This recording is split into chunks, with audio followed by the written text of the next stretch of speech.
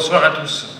Alors moi je suis pas agatois, je suis breton, mais vous savez que les bretons ça se déplace beaucoup et je me suis fixé à Agde maintenant. Et presque, je pense définitivement.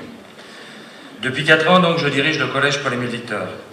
Et donc à ce titre, j'ai eu souvent l'occasion de rencontrer monsieur le maire pour mettre en place des projets ou des actions à destination de tous nos jeunes.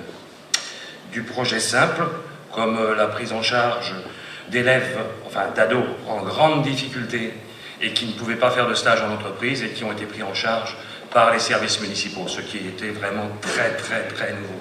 Gilles, je t'en remercie.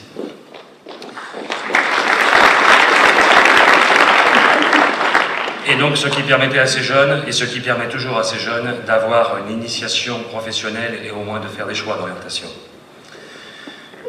Et puis surtout un gros projet que nous avons monté ensemble, le projet de réussite éducative. Ce projet, en partenariat avec l'État, permet de prendre en charge des enfants en très grande difficulté, mais de manière globale. On prend l'enfant et sa famille de manière globale, dans sa diversité et dans ses difficultés, sociales, scolaires, voire psychologiques.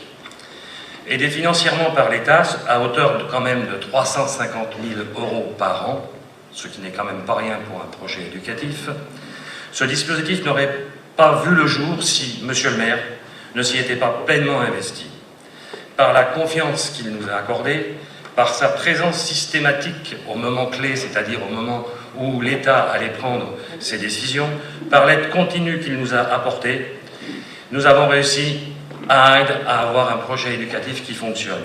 Alors que d'autres villes, pour ne citer que notre capitale régionale, n'ont toujours pas réussi à démarrer, Agde est cité en exemple par monsieur le préfet de région.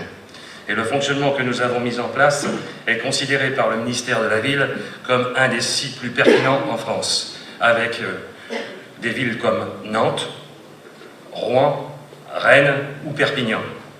On est une toute petite ville, mais je pense qu'on s'en est très bien sorti. Et grâce à l'amitié et au soutien de Gilles. Si actuellement ce projet concerne 3 écoles, les 2 collèges et pour cette année le lycée Loubatière, nous avons non seulement l'intention d'intensifier les actions, mais aussi de les généraliser à l'ensemble de nos établissements scolaires sur Agde. Nous avons aussi l'intention de construire une grande politique éducative de la jeunesse, afin qu'aucun jeune agatois ne puisse dire qu'on l'a laissé au bord de la route s'il a envie de s'en sortir. Jusqu'alors, j'avais toujours été très réticent, presque allergique d'ailleurs, à l'idée de faire partie d'une équipe municipale.